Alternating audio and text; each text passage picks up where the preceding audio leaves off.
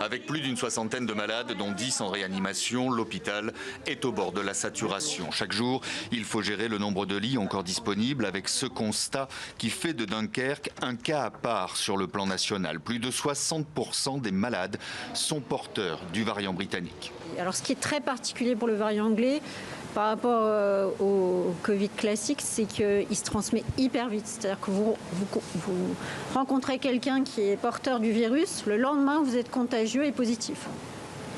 Donc ça va très vite. C'est pas ce qu'on observait avant. On avait souvent un délai de quelques jours. Et les médecins redoutent que bientôt le variant anglais représente 100% des contaminations. Si les symptômes ne semblent pas plus graves et qu'ils se soignent de la même manière, tous les services sont désormais concernés. Aujourd'hui, l'hôpital de Dunkerque peut encore tenir grâce à des transferts de malades vers d'autres établissements de la région. Mais jusqu'à quand?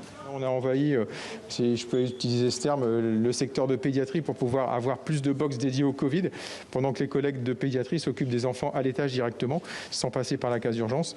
Donc bon, c'est tous des aménagements comme ça. Donc en fait, pour l'instant, on avait tenu sans déprogrammation. Ça va très probablement atteindre ses limites dans les jours qui arrivent.